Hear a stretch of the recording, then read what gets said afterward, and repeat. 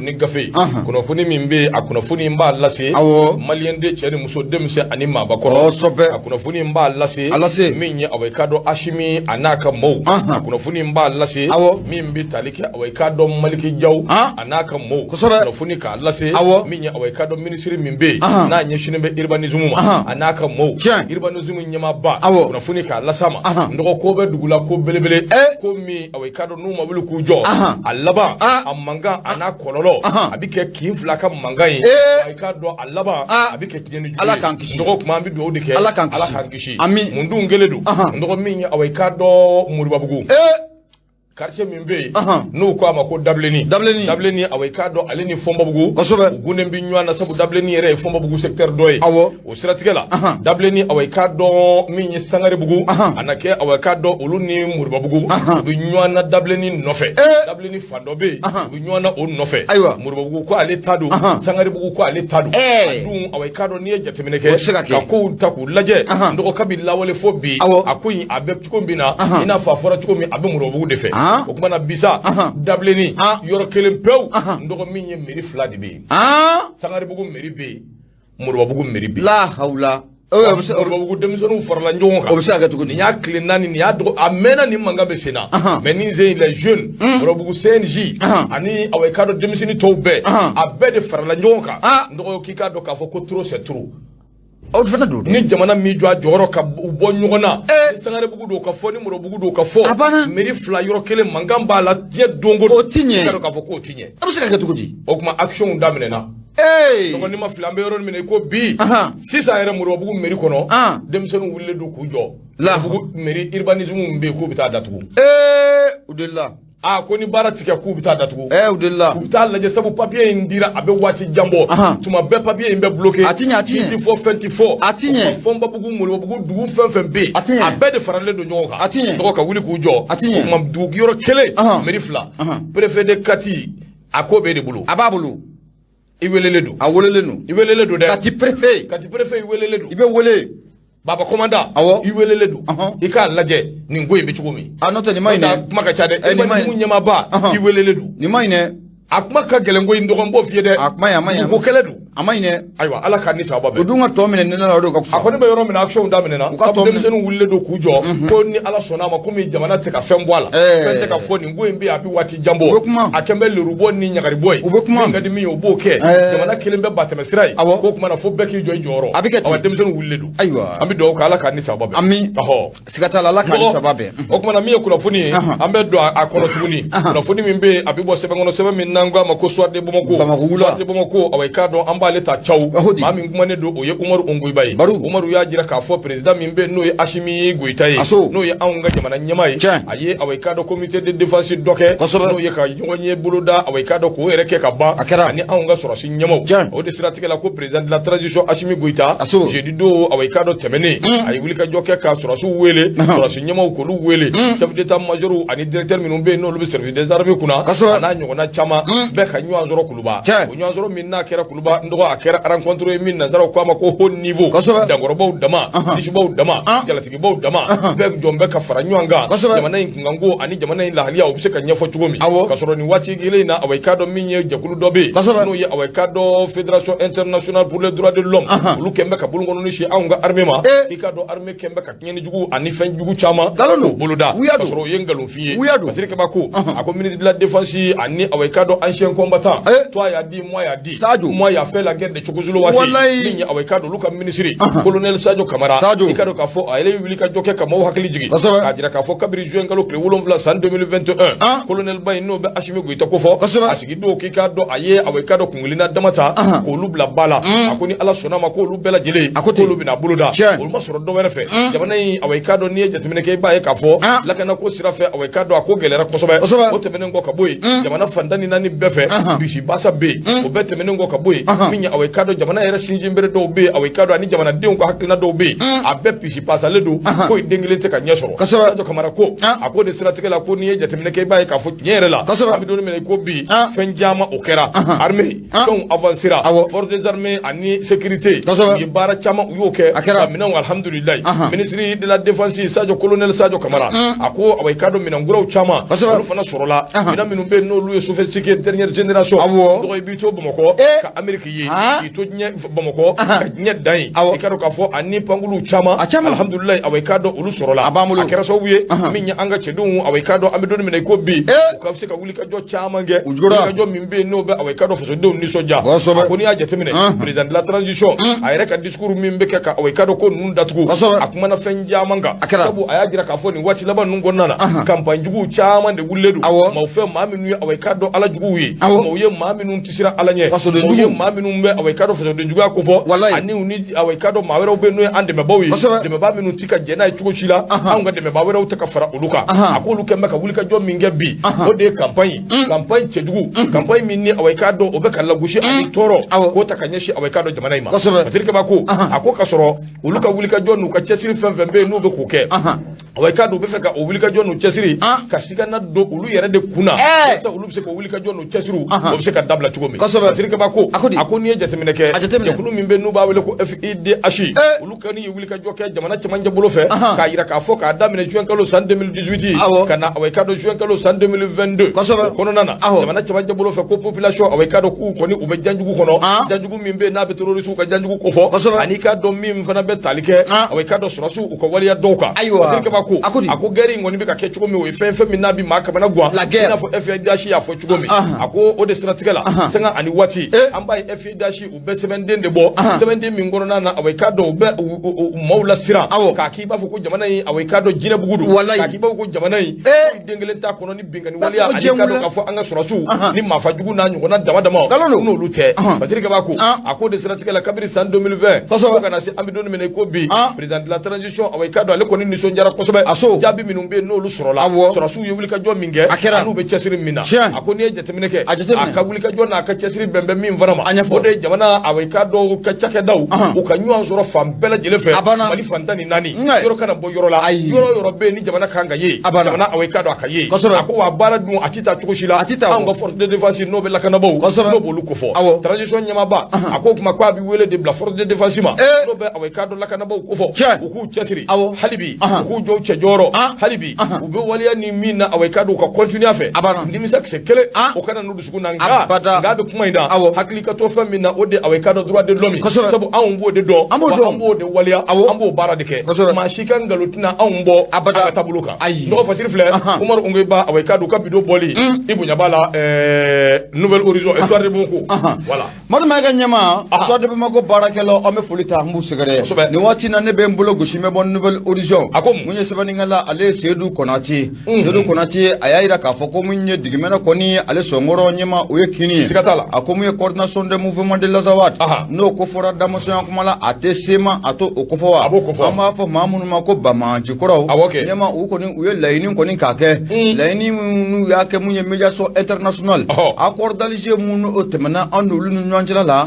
u y'a laɲini k'a fɔ ko mun ye médiation internationale maa minnu bɛ a ka diya fo ka taa fara mun ye jamana minnu y'u da don ni accord d'Alger in na walasa bɛn bɛ se ka na an n'olu cɛla la cogo min na k'u b'a ɲini u fɛ ɲɛma k'u ka réunion balilen k'o lawuli joona joona u ka réunion balilen k'o kɛ joona joona o sabu kɛ ko gɛlɛya ko o bɛ yen sɔgɔninkɛla ko a ko n'i y'a jateminɛ k'a lajɛ mun ye san 2015 ɲɛma ko wulikajɔ sabatira mun ye jamana fantan naani bɛɛ lajɛlen fɛ walasa mun ye anw ni maakɔrɔ ninnu n'o bɛ SRBL ko fɔ an bɛ se ka don da kelen fɛ cogo min na ka bɔ da kelen fɛ o de nana kɛ sababu ye mun ye accord pour la paix ne dɔw ka ma accord d'Alger ɲɛma ale nana sigi sen kan nka k'u bɛ taabolo min na n'a fɔ ko bi ni o bɛɛ kuma mun ye coordination des mouvements de l'Azawad sema ɲɛma u kɔni u jɔrɔlen don fo k'a fɔ ko u jɔrɔlen don a ko n'i y'a jateminɛ k'a lajɛ Kidali yɛrɛ a maralen no maa minnu bolo bi siga t'a la ko sema maaw kɔni ko o don sɛbɛnnikɛla ko a ko i bɛna ye k'a fɔ ko ninnu ye ɲɔgɔn ye dɔ kɔni u y'a kɛ mun ye juma don u ka mun ye ɲɔgɔn ye minnu k'a ma ko session o session kɛnɛ kan u y'a yira k'a fɔ k'olu jɔrɔlen don kosɛbɛ o hukumu kɔnɔna la u y'a ɲini k'a fɔ ko mun ye ɲɔgɔn ye balilen ko k'a kɛ joona maa minnu bɛ a ka jan n'o bɛ Vengeance International ko fɔ k'u ka ɲɔgɔn ye balilen dɔ ni ko o boloda sɛbɛnnikɛla ko a ko ninnu tilali u ka ɲɔgɔn ye kɔni u la ɲɛma n'o kɛra décembre kalo tile 9 u y'a bataki ka taa ci mun ye Algérikaw ka ministre mun bɛ ko sabu kɛ ale de ye ko in bɛɛ lajɛlen o ɲɛma ye n'o de bɛ kuma arantane lamara ale ye ministre mun n'o ka baara ɲɛsinnen don Algérie ale jamana wɛrɛw kɔɲɔw ɲɛnabɔli ma mun ye sema ye bataki ci ka taa di mun ye ni ministre kɔfɔlen ma bataki min kɔnɔna la u y'a laɲini k'a fɔ k'u jija cogo bɛɛ lajɛlen na réunion dɔ ka kɛ joona joona olu ni Mali ni ɲɔgɔn cɛla la wa u ka laɲini fana tɛ dɔwɛrɛ koyi ɲɛma o réunion ka kɛ wa réunion ka kɛ yɔrɔ la a kana kɛ mun ye Mali dugukolo yɛrɛ sanfɛla la k'u ka taa ɲɔgɔn sɔrɔ yɔrɔ wɛrɛ sɛbɛnnikɛla ko a ko mun ye sema maaw u kɔni y'a laɲini k'a fɔ k'u kɔni ka laɲini y'o ye an bɛ don min na komi bi Patrick b'a ka fɔ la a ko k'a bɛ nin kana waatinin kɔni bɔ i bɛna ye k'a fɔ ko mun ye san 7 ɲɔgɔnna mun ye accord d'Alger in ko bolona ko o bilala a la nka maa minnu bɛ ka jamana mara an bɛ don min na komi bi olu y'u ŋaniya yira tɛ dɔwɛrɛ ye olu y'a fɔ ko accord mun n'a filɛ sen kan an bɛ don min na komi bi fo a ka kalan kura ye de wa mun ye malidenw ye sigikafɔ belebele min n'an kama assise nationale o fana kɛnɛ kan malidenw y'a laɲini k'a fɔ ɲɛma ko accord d'Alger in ko a ka kalan kura ye nka o ko bɛ taabolo min na komi bi ɲɛma o tɛ sema maaw fɛ la koyi sema maaw u kɔni y'a laɲini k'a fɔ ko mun ye ɲɔgɔn ye balilen ko k'o boloda joona joona o sabu kɛ u y'a ye k'a fɔ ko mun ye fugulanbilentigi mana misibilen mana maa mun faga ɲɛma n'i ye fugulanbilentigi natɔ k'i bɛ boli k'i dogo sɛbɛnnikɛla kɔni ko a ko nin kɔni ye mun ye sema maaw ka laɲini ye ko wa k'a ɲɔgɔn ye ka kɛ teliya yɛrɛ o kɔnɔna la koyi olu ni Mali ni ɲɔgɔn cɛla la o sabu kɛ ko da wulilen don fo k'a fɔ ko a wulilen don nafani filɛ nin an y'a sama ka bɔ nouvelle horizon ale kɔnɔna la Seydou Konate ale sɛbɛnnikɛla ye Madu ka ɲɛma i bonya o b'a la n dɔgɔ bonya barika bonya diyara n ye Seydou ni y'ale bila hali bi min awa i k'a dɔn Seydou Jamutɛnɛ ne b'ale ka fasiri n b'o ta Seydou ka fasiri bɛ sɛbɛn min kɔnɔ awa i k'a dɔn o de bɛ wele ko Noblesse Info i k'a dɔn k'a fɔ wulikajɔ ani kuma kɛnbɛ Seydou y'a jira k'a fɔ an bɛ don min na ko bi yalasa ko ka se ka ɲɛ sɔrɔ min ye Sogɛli Kokala Mayiga a kɔni nana nka min ye hali bi awa i k'a dɔn wulikajɔ ni cɛsiriw bɛ ka boloda min bɛ se k'a to minisiri yɛlɛma awa i k'a dɔn o bɛ se ka dabɔ o kama a ye ɲininkali kɛ a ko yɛlɛma awa i k'a dɔn gouvernement yɛlɛma awa i k'a dɔn yɛlɛma o ko o bɛna ta ba la wa a kɔni y'a lajɛ premier ministre min bɛ anw kunna bi n'o ye docteur Sogɛli Kokala Mayiga ye kalo 4 dɔgɔ a ɲɛnɛfin tun bɛ maaw la sabu Sogɛli a jirala k'a fɔ k'a kun man kɛnɛ o de siratigɛ la an balila ka Sogɛli ye baaraw kɔni daminɛna awa i k'a dɔn kalo tile 5 tɛmɛnen a ko wa n'o ka kɛ Sogɛli a yera yɔrɔ min o de awa i k'a dɔn colonel Asimi Goyita o ka yɔrɔ ye sabu a taara Kuluba ani Asimi u ye ɲɔgɔn ye o ɲɔgɔn ye in kɔnɔna na Sogɛli y'a jira k'a fɔ ko awa i k'a dɔn ale kɔni bɛ don min ko bi tare ale b'o fɔ alhamdulilayi ale b'o fɔ sabu min ye awa i k'a dɔn ale kɛnɛyara baara ale bɛ se k'a daminɛ siga foyi t'a la a ko n'i y'a lajɛ nin dɔgɔkun in na min ye awa i k'a dɔn fɛn caman bɛ yen min kɔni awa i k'a dɔn ni o bɛ ka lajɛ ni ɲɛma jɔlen na a ko de siratigɛ la président de la transition awa i k'a dɔn yalisa ka se ka kow to u kɛcogo ɲuman na baaraw ka kɛ a kɛcogo ɲuman na siga kana don foyi den kelen na transition ɲɛmaaba ko o de kama a ye wulikajɔ kɛ ka awa i k'a dɔn nin baara ninnu kɛ nka parti politique tɔn dɔ bɛ yen n'o ye kadiri mɔɔw ye olu kɔni ma yila u ma siran u y'a laɲini awa i k'a dɔn piya k'a fɔ min ye Sogɛli Kokala Mayiga ye ko a ka démissionner hakilina jiginna Asimi Goyita awa i k'a dɔn i n'a fɔ k'o laɲinina cogo min a kɔni bɛ ka baara kɛ ni awa i k'a dɔn o siraw de nka a jirala k'a fɔ min ye transition ɲɛmaaba o don n'a nataw la ko a bɛna wulikajɔ kɛ a tɛ dɔgɔkun 2 yɛrɛ ko a tɛn'o bɔ bilen ko a bɛna wulikajɔ kɛ wulikajɔ min kɔnɔna na yɛlɛmaliw bɛna dabɔ minisiri kunda o de siratigɛ la hakilina jiginna min ye awa i k'a dɔn charte de la transition ale de y'a laɲini ko dɔ ka fara awa i k'a dɔn gouvernement kundama kan i n'a fɔ charte kelen y'a laɲini cogo min ko dɔ ka fara CNT awa i k'a dɔn o kundama kan an bɛ ɲinɛ o yɔrɔ min kɔ an kana ɲinɛ o kɔ o ye fɛn min n'a nafa ka bon kosɛbɛ a ko kuma na remaniement ministériel min filɛ nin ye ko n'a nana a bɛ kɛ sababu ye awa i k'a dɔn maaw kɔni bɛ ka fɛn caman lajɛ yalima charte ka laɲini caman bɛ yen o ma se ka waleya a ko de kama min ye kunnafoniw kɔni jɔnjɔnw y'a jira k'a fɔ minisiri minnu bɛ yen awa i k'a dɔn n'olu kɔni bɛna walan sɛbɛn n'o bɛ taa fɛn o fɛn min ye minisiri tan ye n dɔgɔ i k'a dɔn k'a fɔ ko a b'o bɔ min ye chef de département ministériel minnu bɛ yen n'o bɛ taa dɔwɛrɛ tɛ koyi i bilala baara min na i ma se k'a kɛ ka se a dan na i ma se k'a waleya n'u ye min ye e tɛ se e ka taa sabu an bɛ min nɔfɛ e t'o dɔ ye parce que ko kuma da ɲɛ kelen na autorité maw ko away kaddo u yiwul ka jom minge ka nyeshi jamana kono dew ma be fe ka o bara nu ko lu deke ko de stratigela ka laje jamana kono dew away kaddo nu bulu mina on be se ka lakana tugobe akoy mani ma ministeriel min vlendi sika tala away kaddo ministre kuraw chama be olubi na koy minya away kaddo ministre kuraw min no lubina abike so bu yelma min be namba no fe ambe se ko yelma soro tugomi ako sika ko ntemina minya away kaddo ministre min be na be fonction publique ko fo ani dialogue social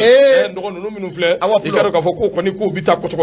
o kaboy M5 RFP a ministry chairman ba kono ni watina ulu ta kembe bisi basay ulu fana sika temina away kado ko akacha alafe koso ako kuma na minya away kado madi mawbe minu njoledu minu ya doka donakari minu bisi ka bara nge to de obe minu nofe obo don ko ba waleya ikado ulu dama dama de bi wele kana nu yel sa bara bisi ka kechugo akwa yere mena ka fo makoro do be minu yere adima PSG o kadri do ye ndo ikado Juma adima PSG obna mnge gouvernement ke malite anta bara anga aywa mal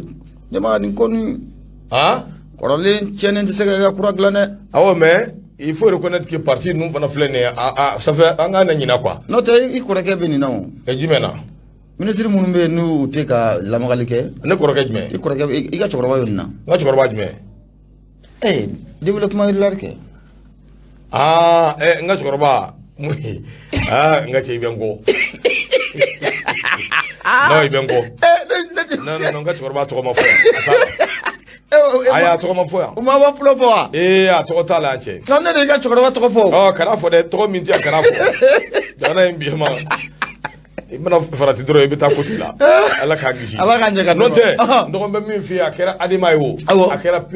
URD wo akara yele may wo parti nous flene demiseni bien geno chama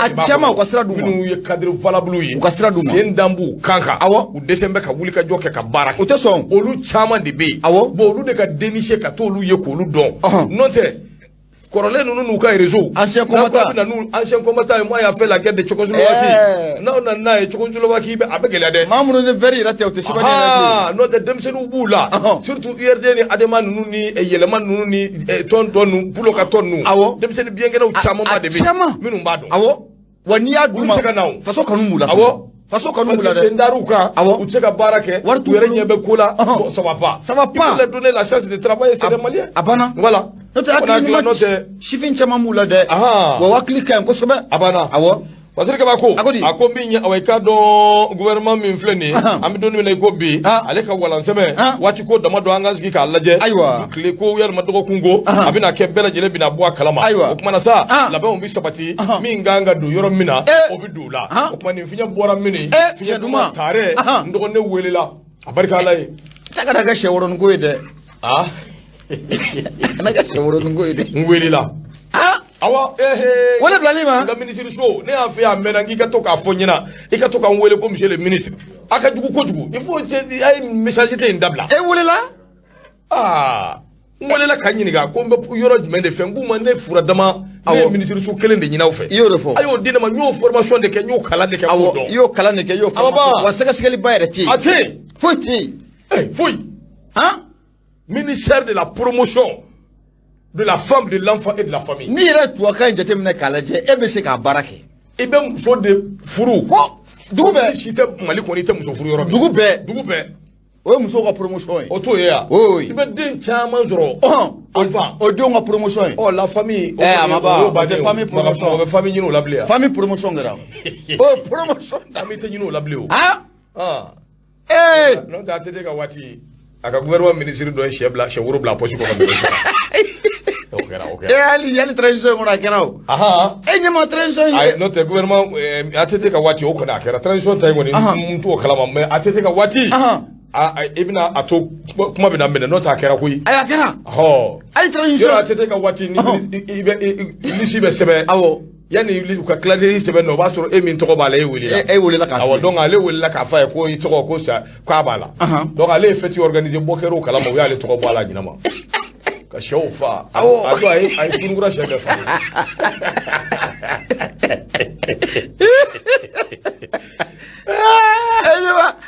awi shaji ka dese jale anga shofa fa abala ka ta television ba dale ko bla ka tele wele sinju wele be Fo muso yɛrɛ bɛ Allah. Vu la constitution, vu les décrets, vu tant, le président de la République, tant, le premier ministre, ministre de tant, ministre ni, jama bana. Gouvernement welela ka ban. Ale sigilen don. A tɔgɔ ma ye. Allah. Minnu yɛrɛ welela ka na olu yɛrɛ dɔw mɔlɛra olu sugura ka taa. Olu dana alima ale yɛrɛ kɔnɔ kojugu wulila téléphone dalen bɛ yɔrɔ min a ɲinɛ n'o kɔ a hakilila ko sɛworo in de téléphone a y'o ta ka bila a ka bateau poche kɔnɔ. Sɛworo dilannen. N'o tɛ ɲɛma. Création ko fɔlɔ waati n t'a dɔn ni hakili b'a la mun ye tɔgɔ fila tɔgɔw de ɲaamina. Awɔ hakili b'a la. Tɔgɔw ɲaamina c'est vrai. Fo cɛ dɔ fana y'i labɛn ka taa kuluba. C'est vrai. A selen ko ko e t'a la dɛ. Ko e tɛ o kɛra siga t'a la. Ala k'an ni sababa bɛn. Ala k'an ni sababa bɛn. Ministre ɲumanw ka ɲini dɔrɔn jamana ka jɔ jamana ka avancer. N'o tɛ an kana ɲɔgɔn nɛgɛ jamana bɛ position min na bi. A ça va pas dɛ. Ça va pas dɛ. Monsieur le président an jɔlen don han. Awɔ siga t'a la. Sɔrɔsiw kɔni b'u ka baara la. Alhamdulilayi Dieu merci. Kosɛbɛ. Mais économiquement. Ça va pas. Monsieur le président, ayiwa. Anyama ça va pas. Ayiwa ala k'an ni sababa bɛn. Ami. Ndɔgɔ. Min ye aw ka dɔn ko Amidou Boli depuis Dakar. Amidou an ka foli b'i ye. I Boli. Nyama ne bɛ taa le focus min bolo don n bɛ bɔ n'a ye. Focus ko di. Nyama maa minnu bɛ a ka diya k'u hakili juru tarilen don kosɛbɛ. Olu y'a yira waati tɛmɛnenw na ko ni wulikajɔw ma kɛ. Ni cɛsiriw ma kɛ. Ko jamana in dugukolo ko a bɛ fɛ ka kɛ baara ye. Kosɛbɛ. O de hukumu kɔnɔna la. Ko malidenw kɔni u bɛ kulo la bi dɛ. Yuruku minnu n'o bɛ dugukolo ko o sira fɛ. Nyama ko malidenw kɔni bɛ kulo la. Ko sabu kɛ mun ye kiiri mun don a tɛ ban abada. N'a daminɛna. Nyama ko a tɛ ban. Mun ye Fatou Cissé ka bɔ fokusi kɔnɔna la. Nyama a y'a yira k'a fɔ an bɛ don min ko bi. Siga t'a la ko danaya ko a bɛ fɛ ka ban. Malidenw ni u ka kiiri tigilakaw cɛ. A ka diya ka taa fara mun ye domaine baarakɛlaw quoi. Danaya o bɛ fɛ ka ban. Malidenw ni maire ni ɲɔgɔn cɛla la. Wa danaya ko bɛ fɛ ka ban fɛnɛ. Malidenw ni préfet ni ɲɔgɔn cɛla o kɔni o la. Nyama ko n'i ye ko jateminɛ k'a lajɛ. Ko in bɛɛ lajɛlen tɛ dɔwɛrɛ ye ko dugukolo yurugu ko o dogo ye. Lettre d'attribution. A bɛ di maa kelen maa fila maa saba. Fo ka taa bila maa naani na. Nyama ko a bɛ di nin bɛɛ lajɛlen ma. A kɛra sababu ye maa minnu bɛ yen ni y'u tɔgɔ sɛbɛn sisan. Nyama ko a kɛra sababu ye ka mangoya ta k'u sɛgɛrɛ fasogoladenw fanfɛla o la. O de kun kɔnɔ la. Ko yurugu sira fɛ ka ɲɛsin dugukolo ko ma. Nyama Kulukoro région bilama ani ka taa fara 18 Bamako kan. Ko kɔni kɛlen bɛ ka taa ba naani dan ye.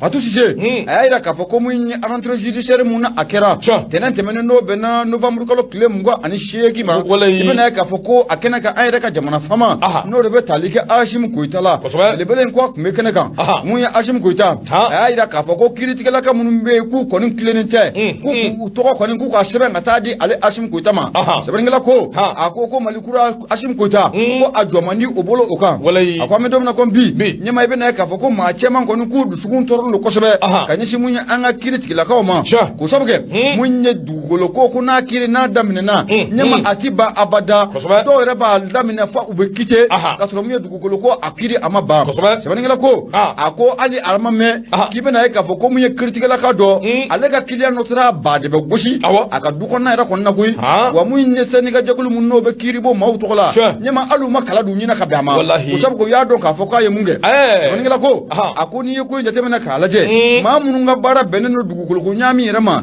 a dɔw la k'i bɛna to ko kiiritigɛlaka dɔw bɛ yen ɲɛma ko olu bɛ a la koyi kiiritigɛlaka dɔw ko olu bɛ a la ko wa k'olu fana bɛ kɛ sababu ye k'a kiiri k'a sɛbɛkɔrɔ sumaya ɲɛma ko kiiri dɔw bɛ daminɛ o bɛ ban dɔw wɛrɛ bɛ daminɛ o bɛ ban dɔw wɛrɛ bɛ daminɛ o bɛ ban wa a bɛɛ lajɛlen bɛ tali kɛ dugukolo ko kelen o de kan. Sɛbɛnnikɛla ko a ko n'i ye ko jateminɛ k'a lajɛ ɲɛma i bɛna ye k'a fɔ ko maa naani ɲɔgɔnna i bɛna ye k'a fɔ ko lettre d'attribution a b'o o maa naani bɛɛ lajɛlen o bolo a dɔw la i bɛna ye k'a fɔ ko mun ye lettre d'attribution dɔw b'a sɔrɔ mun ye dugutigi o ka bolo fɛ dɔw fana b'a sɔrɔ maire ka bolo fɛ wa dɔw fana b'a sɔrɔ préfet ka bolo fɛ ɲɛma dugukolo kelen i bɛ taa sɔrɔ ko maa naani ɲɛma ko lettre d'attribution ma a bɛɛ lajɛlen o bolo. Sɛbɛnnikɛla ko a ko nin ye ko ye fɛn min n'a kɛlen bɛ ka malidenw kamana gan nin ye fɛn mun ni malidenw jɔrɔlen don a la kosɛbɛ dugukolo yɛrɛkɛ dugukolo mankan an ka jamana in kɔnɔna la yan mun ye Bamakɔ Kati Kulukoro ɲɛma ko an bɛ don min na ko bi e ko ni yɔrɔ ka d'u ye k'o ye Kati ye koyi maa minnu bɛ yen ni dugukolo ɲaami ka d'u ye ko Kati ka d'u ye ka tɛmɛ yɔrɔ bɛɛ lajɛlen o kan bi. Sɛbɛnnikɛla ko a ko i bɛna ye k'a fɔ ko waati dɔw la mun ye préfet dɔ kɔni tun bɛ Katikaw fɛ yen ɲɛma a jɔra ale la yɛrɛ de koyi k'a fɔ k'ale ka baara kɔni hali n'a tora ka teliw y'u kunna k'a bɛ mɛtiri k'a da kan. A fɔ a ka yafa i ma. telu ko kuma de biya yoro yere ba beda mine bi soro ka bagama telu ko kuma de fora ya telu ko kuma jibe biya ne a fongo donga ja sebali tew kono ni yega be yega ko jugu babati asa babati agatime wala ni babati abiya ina bo akala ko babia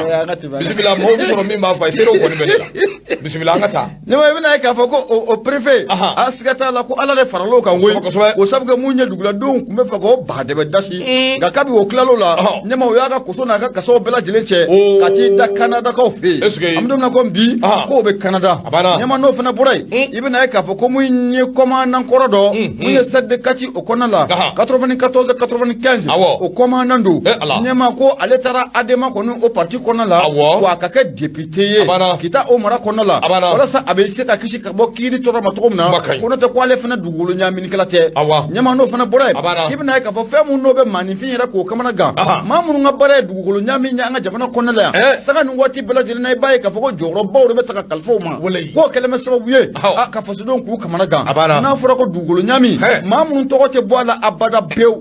tayi ka fo ko mi joro belebele do kila ka taka dolu ma anga jamana kono ko ye fenye femu na keleme ga maldon ka banaga atu sise ka bo le focus kono la nyama ko me dom na ko bi ako mu nye faso mara bago ka nguli ka do bela de ne place nga na manya ka fo ango electrification ka ko ku la clé ko jamana te jota ninka ne jamana te joni ninka te ko dugulo ko nyami akabo anga jamana kono ku ye lawru muta malido nye no be promesse ko fo nyama ko mi transition nga feranda bali bela jilenke lawru tale nunu ku ka adafa na fani flani anya sama ga bamu nye inter de bamako ale konala sabani ngala to ko de fatu sise maduma ga nyama ibunya obala boga toro de bete sikatala sabani kala aya bulo turu awai kado joli belebele de la joli mingembe so buye bi mali kono ani mali ko ka malien dembe yoro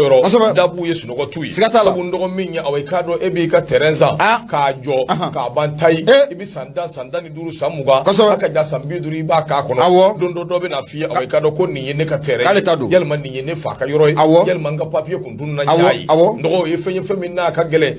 terenza wati mina ibi na joli damre ndo kado ka fo wati dobike dobe na fi ko nga yoro do ibi terenza minya awai kado geometry abetede a geometry do be yanu katika teren jirila utito jirila de nyamili kama obita wali yoro jirila ba ibita yire koka ma mi fa yire fa ma jamanai wati do kuma sira ko do kallaje gulukula bani ni ngofa na kera na tara blakiri na wuka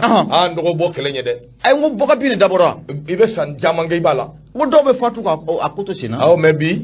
la kiriti kila mo yelma limi mbeka do malikura ko yelma bina do ala yelma do ala ka ni sababe amin Yusuf Kamara Yusuf di luka kuma mandi de be kuma luka ko la dro da sirala utrashi be ne article de bubulu de may ne targa dade da peu ita kawjim article tuna aga fulu bay ayanga fulu Yusuf Kamara ndo ale kuma be sebe ngono sebe min nangwa makol l'indépendant mani yemani me shide malab golike ndo minya awai kado yurgo nyamili jugu ndo jamana ka dafri minya awai kado America unyi wulika joke wulika jo min ngoro nana maminu mbe nuka yurgo barka buwana kosobe ka jamana ofe ndo abi mabi nani jatibo America unyi wulu to da tabalikan daw o mabi nani minya awai kado karimu keta ale to be ala o de strategique kajo amali ambassadeur mimbe America to la mali kono anake ulu yerebe nyogon yela ni watina kaseka mau kuna funi kaseka ko illa jeya karimu ko awai kado Allah haliya bi chugumi ga basiri mimba umbulo awumbu de kono minye president koro mimbe Guinée no be Alpha Condé kofo ani minya awai kado president mimbe mamimbe no ye commission défense assemblée nationale ko nyama bay no ye awai kado Karimu Keita no nye mabaw ye minu awai kado farafina tokola to ko ni be awai kado ni 7 day ngonnana mimbi talike awai kado office of free ngledo de Ferian Asset Control up. What is your name? Yenglefo. No, Yenglefo. No, for Biden Panaga. For George Bush, Yelma. Fasirika bako akode strategala minya awai kado America on kanje kulu dolu aje wulika joke mingorona na ndo minya nyangiri minumbe awai kada ni kenikela minumbe to ko luda kinaka akere kena minna o yedo minna kun dambe ka nyeshi o awai kado hadama dia hake biseka dumbala chugomi o kele o soroli biseka nye soro chugomi anifana kuna funi jonjo ndili do awai kado ka nyeshi yurugurugu ani nyamili juguka awai kado ningera ka nyeshi o dodema fasirika bako yalsa ka seka kuna funi jonjo ndi mauma America anw ka bolo fara min biya no be u ka ambassade la u ka mado be u bina nywan yeke awekado so wadena nga min be fajiri kono nangwambo fo limana yo ka fumya o de ka fo wati mina Mali gouvernement be ka wulika joke ina fo yusu kamara fo chugo mi independent kono Mali gouvernement be ka wulika joke wati mi do ka laje ko mi nyimanda dare international ko dambe awekado cheni nga no be karimu keta ko fo o wati kele ndela min ye karimu keta awekado anogombe tuguni sabu min ye bulungono ni shimbama ma do kalo kle kono do no e december kalo kuna foni tuna kuna foni min gono nana ajirala ka fo min ye président commission défense et sécurité assemblée nationale du Mali o togola ko atogobe mabina ni nunu ni nyonje minun be ni awekado uluko ni ye jamana yu firi yurugu nyagamili jugu shweni bingani ananyo ana chama akode siratigala min ye karimu keta temenengo alpha konde ale fana mabaye farafina ale yere fana togo awekado obe ala patrika ba ko akoni document bay ngonna na no e 7 denyi karimu keta no ye awekado président ala kahinala Ibrahim Boubacar Keta o denye min ye awekado karimu keta ale de kunye commission assemblée nationale o commission défense ale de kunye o nyamaye karimu kwa jira la kafo Mali aunga soro na anga soro bulo soro debasi ikado karimu abela jile kumba kamangoro ka damine 2014 foka na 2020 abe ma kamangoro abe contrôle kumba bulo superviseur kumba be jatimine Fatiri da fonde ma fo aba kono di ako karimu keta aka position ka yo de utiliser ayo de la bara ka seka awekado yurugurugu duma minye tabali jugoro feun ka seka awekado olusoro sabu kontra o awekado akubu di madoma ni ka soro ka munumunu ka tabu tabali jugoro fe ka to kumbe abana Nintina China jamana marabago masa aye détournement fonds public jamana wari ikada yo fana mulanse o fana awekado ye fe me no donedu ako karimu afa ereka awekado wulika jo anaka cheshuru kono karimu keta awekado ka yi sendo fen jamana sabu minye barakela fe be ni fonctionnaire ni kuita ta karimu ka dabana ni kuita yurugu ke ina fo karimu ba no fe chugomi e ka bara obi klila sabu be gun ka boy ki awekado mawara nyini oblai karimu keta wikado bete menengo kaboy jongo alako awekado aye fere ani dabaluke kana folo bela kana folo yurugu ka shwemi mse ka to awekado ka chikoroba ka election abise ko ke chugo mina ko fana okera awekado jamana ngonna karimu keta minya awekado ko bi yoro dobe Côte d'Ivoire no e chake da badoy na bele ko koni jan strategic marketing koni jan strategic marketing ikado karimu yo PDG ni la hawle juma PDG ma famu koni jan strategic marketing ofana djuma abula kata Côte d'Ivoire de nanzara kado real mané de nyamina wa parce que wati do bike nyenu nunka ko ukacha to ka sirabla obi sirabla kuma do de alaje pour soutenir après l'éviction de son père torba ka boy Keta s'est enfui en Côte d'Ivoire abula aye kata nita kata Côte d'Ivoire abula kosokoso où il occupe le poste de PDG au Côte d'Ivoire Kelena PDG de nous le PDG de Konijan strategic marketing na fara la sani ko anga wardu mbaw chaman dambu duga fe bisika gani PDG klegandre de la abo ke kelay bisika gani PDG klegandre de la o tsika kew aywa aflede klegandre de ni PDG no fasiri do ayajira ka fo halibi minni aweka don chorba de karamu ketai ayira la ka fo complicité chama asembola min bitalike yurugurgu détournement nyamili jugo ananyo gona chama jabana ngonnana o betemene ngo kaboy karamu keta aweka don anbora ka société min fie Côte d'Ivoire ayira la ka fo ko contrôle yere bela jele o be karamu keta awba ale de bolo karamu keta o betemene ngo kaboy ka ye do labbe mi misaka ke sobuye journaliste mi be no ye Brahma Touré no ye awekado journaliste na tuna ka awekado chomi ko suka awekado geleuta ne ka nyeshoma yurgu ni ko sobu ko kungembe ka wulika joke ka enquête do buluda akarimu ka yurgu awekado sirafe parce que bako ako awekado ni ngwe ni fenye femi na kamara gwa na barka ka bun koso karimu yere pression ke avocat doka avocat yalsa kana seka se ni ndoshima la hawla abia on fasiri de ni fasiri afoko na an ba shelo mi ndo ko ne ko wore onje se ba akodo yere be ko do seria do yere be o ya jira ka foko lu awekado Brahma Touré awekado ashuye chuko mina wo jira do yere ko kulu ya nunu Brahma kumane ko Brahma ya jira ka foko Karimu ko ale menena awekado Karimu de sababula ko ma bi don mena ko bi Mali tede American ku ka 7D do de bora o 7D de ya jira ka fo ma bina ni minu be nye kuru kara bɛɛ n'olu kɔni ye u ka dugu yɛrɛ firi burugu ni ɲamini sira fɛ Karimu b'a la fasiri filɛ mɔgɔ Yusufu Kamara a ka fasiri don u ka bidon bɔli l'indépendant diɲɛ sɔgɔmada caman ye i bonya b'a la diɲɛ dununko n gan t'o la dɛ bon fasiriw mana min fɔ fana i bonya b'a la dununko manzema ɲɛma e m'a manzi ya ne i t'a la n tɛ taa la dɛ o y'a fɔ ma bisimila indicateur duruni fɔ ɲɛma ne bɛ n bolo don n bɛ bɔ n'a ye mun ye Bala Sumayila Tarawele ɲɛma Bala a kumara a bɛɛ na ta sangafola kokota la ɲɛma i ma da Ala ka ɲinɛ fure la a ko an ka taa commune 4 yen tribunal la district de Bamako o kɔnɔ ɲɛma n'an taara jɛrɛjɛkulu min bɛ n'an ka ma collectif des traditionnalistes et pratiquants du culte des ancêtres ɲɛma ko siga t'a la u ye plainte kɔni k'a don imamu naani kɔni o dugu la an bɛ don min na ko bi kosɛbɛ an ka kɔrɔlen kow ni an ka diinɛ kow ni fɛn minnu maa minnu b'o ko bɛɛ ɲɛ olu de ye plainte don imamu naani contre la siga t'a la bisimila Bala Sumayila Tarawele a ko di a y'a jira k'a fɔ ko nin jɛrɛjɛkulu in ɲɛma n'i y'a jateminɛ k'a lajɛ maa minnu kɛlen bɛ ka taa ɲɔgɔn sɔrɔ a kɔnɔ maa minnu bɛ n'an k'u ma ko somaw olu b'a kɔnɔ domaw olu b'a kɔnɔ kokɔrɔw ye minɛ donsow olu b'a kɔnɔ ani ka taa fara min ye solo mɛn doyala ɲɛma ninnu bɛɛ lajɛlen kɛlen bɛ ka ɲɔgɔn sɔrɔ nin jɛrɛjɛkuluba in kɔnɔ n'an k'a ma collectif olu kɔni de bɔlen filɛ ka taa damakasi sɛbɛn ka t'o don mun ye procureur près le tribunal de grande instance commune 4 district de Bamako o kɔnɔ la imamu naani juguyala imamu naani tɛ ban wɛrɛ ye ɲɛma i tɛgɛ kuru Mohamed Mayi Watara Mayi b'a la bisimila Ayuba Touré Ayuba Touré n'o bɔra yen Ibrahim Musa Jabi kabako Abdul Malik Tarawele ɲɛma mun ye nin jɛrɛjɛkulu ye u kɔni kɛlen bɛ ka taa mun ye plainte don ni imamu naani ne juguyala o ma sɔrɔ dɔwɛrɛ fɛ ko mun ye ninini ka ɲɛsin olu ka taabolo ma ɲɛma mun ye dɔgɔyali ma ka ɲɛsin olu ka taabolo ma ani ne bɛ se ka taa kɛnɛ ma fɔli ka tila ni fasiri kalan na abada a bɛ k'i ɲɛna yan iskiya i ka taa ni e kan to ye abada k'i to ye kokɔrɔ ko ninnu ni imamu ko ninnu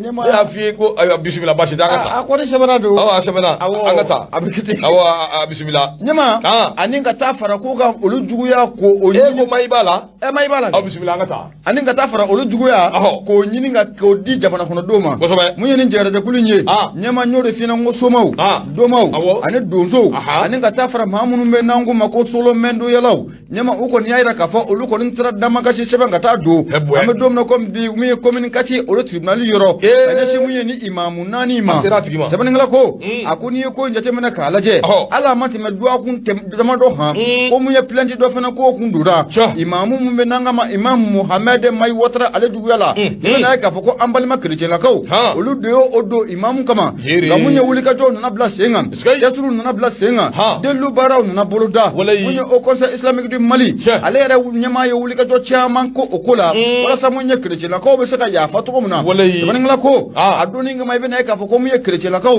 an balima kerecɛnlakaw k'olu sɔnna yafa kɔni o ma kosɛbɛ k'olu kɔni o sɔnna yafa ma o y'a sɔrɔ mun ye Mayi Watara ɲɛma ka ni miiri dɔgɔyalima la a ma mun ta ka kerecɛnlakaw k'u sɛgɛrɛ sɛbɛnnikɛla ko a ko in kɔni bɛ taabolo min na n'a fɔ ko bi mun ye nin jɛrɛjɛkulu ye collectif des traditionnalistes et pratiquants du culte des ancêtres n'o bɛ an ka laadalafɛn kɔrɔ ko kofɔ somaw domaw ani ka taa fara donsow kan solo mɛɲɛ dolala maaw ɲɛma u kɔni ye damakasi sɛbɛn k'a don ni imamu naani juguya la imam Mohamed Mayi Watara Ayuba Touré Ibrahim Musa Jabi Abdul Malik Tarawele ɲɛma ko damakasi sɛbɛn kɔni donna ninnu juguya la commune 4 la sɛbɛnnikɛla ko a ko mun ye collectif ye ɲɛma ko u bɛna sɔn ka segin kɔ baaraw ko o bolo da wa walima mu kerecɛnw ta kɛra cogo min na o sabu kɛ mun ye imam Watara ko a yɛrɛ yafa o deli ko mun ye o baara kelen ko o bɛna tagama wa ɲininkali to min ko a sigira fatiri filɛ nin ye an y'a sama ka bɔ mun ye indicateur du renouveau ale kɔnɔ la Bala Sumayila Tarawele ale sɛbɛnnikɛla Madu Mɛga ɲɛma i bonya o b'a la dɔgɔya n'an ka taa sugu la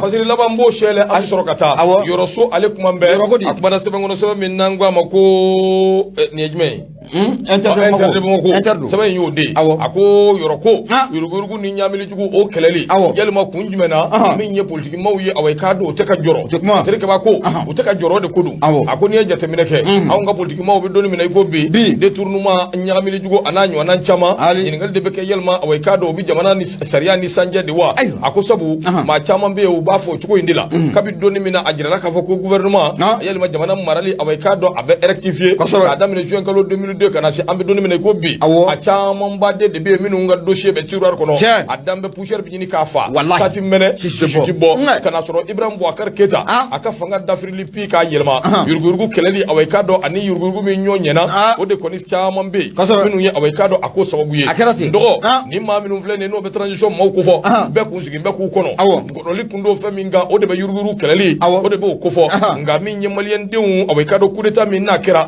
utikalo tile 20 san 2020 bɛɛ b'a dɔn min kɛra Ibrahim Boubacar Keita contre la bɛɛ ko yurugurugu de ka kɛlɛ jamana bɛ se ka lafiya cogo min nka min ye away ka do a kɛra jigi waro ye sabu an bɛ donni minɛ i ko bi minɛli kelen kelenninw de bɛ ka kɛ n'o tɛ away ka do hali sini min ye a maa dɔw bɛ yen away ka do olu bɛ k'u seko n'u dɔnko kɛ jamanadenw na away ka do yurugurugu o sira fɛ a ko de kama maa dɔw bɛ yen dossier minnu filɛ nin n'o bɛ yurugurugu dossier ko fɔ a dɔw bɛ fɛ k'a sɔɔri min ye away ka do jitɛmɛsira dɔ fɛ n'o ye kɔbolo dɔw ye ka ala deli sanba bɛ se ka na cogo min ka taa n'o dossier ye a ka latunu pewu o ka kɛ o dossier ko o ka kɛ o bannen ye yɔrɔso a ko n'i ye jateminɛ kɛ i b'a ye k'a fɔ jamana in nafolo a sonyɛna maa caman bɛ yen minnu ye away ka do jamana in nafolo n'u y'a yurugurugu a nana jira k'a fɔ lutte contre la corruption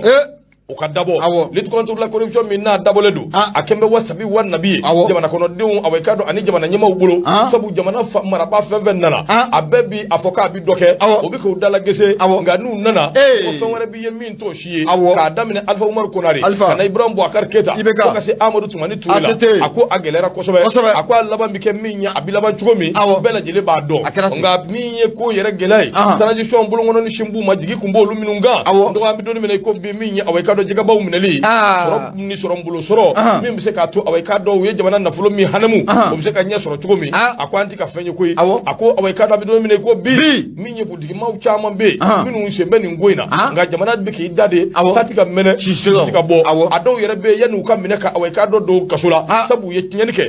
a dɔw bɛ yen away ka do bi promotion jɔyɔrɔbaw ni away ka do wulikajɔ caman o de bɛ kɛ la away ka do a dɔw ye kasodenw mun b'an bolo ɲɛji away ka do ɲɛ fila ɲɛji sira k'u sɛlɛ Fatirikɛba ko a ko nɔ tɛ affaire caman bɛ yen minnu away ka do n'a dɔnnen don a ka ca fɔ a tiɲɛni barika bonyana kosɛbɛ kelen min ye away ka do achat avion présidentiel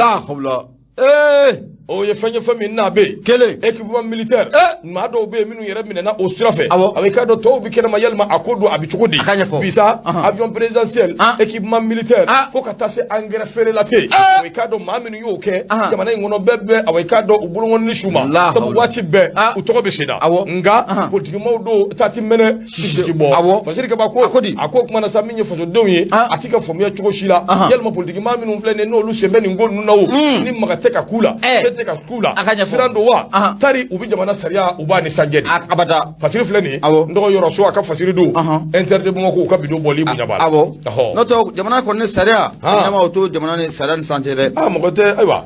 comme Fasiri ka ɲininkali tɛ kiri bɔra ka suma dɔɔni Seydi Bogoba Kulubali an ka foli b'i ye an b'a fɔ ni dɛmɛbaa bɛɛ fo nin waati in na min ye away ka do Burama Jara an b'i fo an bɛ an dɛmɛbaaw bɛɛ fo k'a fɔ bɛɛ ɲɛna hali bi aw sɔgɔlen to radio Nura FM na siga t'a la nguru tɛ san sɔrɔ juru kɔ ni y'anw ye fɛn o fɛn min na dɛmɛbaaw don komi an ka dɛmɛbaaw fo k'u waleɲuman dɔn parce que ni i bisimila a kɛra fama ye min ye away ka do Ibrahima Tunkara bin bâtiment a bɛ Kayi an ka foli b'a ye nka Gawusu Ala di ka fiɲɛni bɔ an sen kɔrɔ sɔɔni an bɛ ɲɔgɔn sɔrɔ siga t'a la baara ɲɛna kɛnɛdugukaw ka belebele bala an b'i fo k'i waleɲuman dɔn a f'i ye k'i ni baara i ni cɛ Nura ye fɛn fasa dali la ka min ye away ka do gɔnifɔla k'a fo k'a waleɲuman dɔn n'o ye Mamu Sidibe ka gɔnifɔla ye n'o bɛ tali kɛ n yɛrɛ Fatuma ka Adama Keyita an b'i fo k'i waleɲuman dɔn aw bɛɛ ni cɛ aw ni baara Masakɛne Keyita i ka foli bi yan Elhaji Seguba Samakɛ i ka foli bi yan min ye Bin Batima Burama i ka foli bi yan Awa Gindo an b'i fo an ma ɲinɛ away ka do laada kɔ Amadu Bagayogo Yusuf Traoré an b'aw bɛɛ lajɛlen fo waliɲuman dɔn Tura FM ale sanfɛ ka foli lase Baba Adama ma ko ne ko a Touré k'a ka bisimila siga t'a la Bete waati bɛ ka taa kunnafoni tɔw bi yan an k'o sɛlɛ joona mɔgɔw ko kunnafoni sɔrɔ ɲɛma ne bɛ n bolo gosi ka don soit de Bamako n bɛ bɔ ni ale a bɛɛ n'a ta mun ye kojugu a tɛ bɔ dugu la gansan siga t'a la Laya Jara Laya a kumara a ko mun ye gɛlɛya mun donna ekɔlidenw ni ɲɔgɔn cɛ an ka taa kayikaw fɛ yen kɛrɛnkɛrɛnnenya lycée mun bɛ n'an ka ma lycée dugukolo kɔnare ɲɛma a gɛlɛya kɔni k'a donna ekɔlidenw ni ɲɔgɔn cɛ a kɛra sababu ye an bɛ don min na komi bi ekɔliden 20 ɲɔgɔnna e ko u tɛ kasobon kɔnɔ la wa sɛbɛnnikɛla ko a ko i bɛna ye k'a fɔ ko mun ye kaye kiiri tigɛlakaw ɲɛma k'u ye misijugu ka a ta a gere ma koyi o sabu kɛ ko kibaruyaw sɔrɔla k'a yira k'a fɔ ko mun ye maa 20 ɲɔgɔnna k'olu kɔni bɛ kasobon na an bɛ don min na komi bi a ko ni du ye gɛlɛya in jateminɛ k'a lajɛ gɛlɛya in ma sɔrɔ dɔwɛrɛ fɛ ko mun ye lycée dugukolo kɔnare ko gɛlɛya de nana don kalandenw ni ɲɔgɔn cɛ la kɛrɛnkɛrɛnnenya ka ɲɛsin u ka jɛrɛjɛkuluba in sigilen ma n'an ka ma association des élèves étudiants du Mali damusoya kumala dɔw ko a ye mun ɲɛma ko gɛlɛya in bɛɛ lajɛlen de sɔrɔla o sen fɛ i bɛna ye k'a fɔ ko ekɔliden dɔw bɔra ni marifa ye marifa cikan kɔni ko a ma bɔ foyi fɛ ye a kɛra sababu ye mun ye muso bogotigini kelen ɲɛma ko ale kɔni o banana sɛbɛnnikɛla ko a ko mun ye ni maa 20 ɲɔgɔnna ɲɛma u bɛɛ lajɛlen kɔni bɛ kasobon na an bɛ don min na komi bi a ko n'i y'a jateminɛ k'a lajɛ hali bi o ka région kelen na a ko dugu mun bɛ n'an ka ma ko Kita a kɛwale kelen ko a kɛra Kita kɔnɔna la koyi wa polisi minnu fana bɛ Kita ɲɛma i bɛna ye k'a fɔ k'olu fana ye wulikajɔ ka cɛsiri caman kɔni k'o kɛ o sabu kɛ ko mun ye kalanden dɔw fana kun kɛlen bɛ ka taa muruti fali o boloda ye a ko mun ye polisi minnu n'olu bɛ Kita kɔnɔna la olu ye wulikajɔ ni cɛsiri k'o bila sen kan ɲɛma i bɛna ye k'a fɔ ko marifa mun bɛ n'an ka ma ko sɛwuruni pistolet ɲɛma o den 5 ɲɔgɔnna automatique ani ka taa fara mun ye besew kan besew daduman yɛrɛ ɲɛma k'u y'o minɛ ekɔlidenw na wa o ekɔlidenw fana bɛ don min na komi bi ɲɛma ko siga t'a la ko a bɛɛ lajɛlen bɛ kasobon kɔnɔ a ko ka ɲɛsin o ekɔliden ninnu minɛli ma i bɛna ye k'a fɔ ko ekɔliden dɔw kun y'a b'u yɛrɛ la ko mun ye polisiso k'u bɛ taa dakolonci ni ka a filekolonci u ka mun ye kalandenw k'u labɔ sɛbɛnnikɛla ko yen man di sabula mun ye ba polisilakaw ye ɲɛma ko gazi ko a ma bɔ foyi fɛ ko an bɛ don min na komi bi siga kɔni t'a la ekɔliden 20 ani kɔ olu le minɛlen don ka ɲɛsin mun ye nin kɛwale jugu in ma olu minnu kalankɛyɔrɔ k'a kɛ besetayɔrɔ ye kalanyɔrɔ k'a kɛ mun ye marifatayɔrɔ ye an bɛ don min na komi bi ko mun ye kaye kiiritigɛlakaw kɔni u y'u jɔ u jɔyɔrɔ la an bɛ don min na komi bi k'u bɛɛ lajɛlen bɛ kasobon o kɔnɔna la a ko bogotigini mun yɛrɛ n'o banana ɲɛma i bɛna ye k'a fɔ ko mun ye u y'ale évacuer ka na n'a ye Bamako o kɔnɔna la minisiri mun bɛ n'ale bɛ duguma kalanko ɲɛnabɔli kama siga t'a la ale kɔni taari ɲɛda bogotigini kan wa an bɛ don min na komi bi ko in sira kɔni ko o bonyana na a masiba ye sɛbɛnnikɛla ko a ko ɲininkali to min de bɛ sigi sisan ni ekɔliden minnu minɛlen filɛ ka t'u bila mun ye kasobon na u ka kisa a bɛna kɛ cogo di kaye ani Kita u ka kisa bɛna kɛ cogo di kunnafoni filɛ nin an y'a sama ka bɔ soit de Bamako a kɔnɔna la Laya Jara ale sɛbɛnnikɛla Madu Mɛga ɲɛma i bonya o b'a la nɔgɔ Usumani Kɔnte tulo b'i la a bɛ k'i lamɛn Usumani Kɔnte bɛ fo k'a waliɲuman dɔn a ye dugawu k'an ye Lobe Traoré fana ka foli bi yan nɔgɔ min ye awɔ i k'a dɔn l'école ni l'école somaw l'écoleso dabɔra fɛn min kama an k'an jija an k'a labaara n'o sira ye kalanyɔrɔ don o de siratigɛ la min ye kunnafoni kuncɛ la Seydou Kounate ale kuma bɛɛ a ko min ye awɔ i k'a dɔn Mohamed Chérifou Aïdara nɔgɔ a welelen don a welela bɔgɔ jeninen kan wa a bɛ yen a bɛ 5e arrondissement awɔ i k'a dɔn olu maaw y'a interpellé sabu min ye awɔ i k'a dɔn président du 16e Kosiri Keba y'a jira k'a fɔ vidéo dɔ bɛ yen min tirikira o kɔrɔ ye mun ye k'a bɔ a minɛn kɔrɔ ka vidéo in labaara k'a bila minɛn wɛrɛ kɔnɔ a na k'a minɛna awɔ i k'a dɔn o de kun kɔrɔ a ko président min bɛ yen n'a bɛ conseil supérieur de la diaspora n'a b'o ko fɔ Mali tɔgɔ la Mohamed Chérifou Aïdara k'a welela awɔ i k'a dɔn dɔgɔkun laban ninnu kɔnɔna na commissariat de police 5e arrondissement de Bamako o maaw fɛ plainte dɔ de donna tribunal de la commune 4 du district de Bamako awɔ i k'a dɔn o de donna hali n'o y'a sɔrɔ plainte in kɔnɔ ko na fɛn caman bɛ yen min dɔnnen tɛ a jirala k'a fɔ min ye nin cɛ in donc ala ko a ka kumakan dɔ de bɛ yen ni a interview kɛra Mohamed Chérifou Aïdara a jɛra ni kunnafonidilaw ye u ka o kumakan ninnu u k'olu ta a waati ani maa min kun bɛ ɲɔgɔn fɛ awɔ i k'a dɔn de o représentant du président de la République pour le centre jamana ɲɛmaa min kun bɛ Ibrahim Boubacar Keita a kun ye Jɔnkuda sugandi ko Jɔnkuda ka kɛ ale ka cɛfarin ye ale ka lasigiden a da ye ka ɲɛsin jamana cɛmancɛ bolo awɔ i k'a dɔn o maa dɔw fɛ a kuma o kɛnɛ kan dɛ a kɛra o waati de wa nin ko in tɛ bila koyi sabu a kɛra kabiri février san 2020 la hawla o tɛ bila ko ye u y'a ɲagami k'a sigi ɲɔgɔn kan nin mais n dɔgɔ an tɛ se k'o fɔ fɔlɔ komi ko in bɛ polisiw bolo a b'u bolo donc ni kiiri tigilamɔgɔw ye min fɔ an tɛna o ɲɛɲini an bɛ tugu o kɔ o de kɔ kosɛbɛ n'o tɛ min ye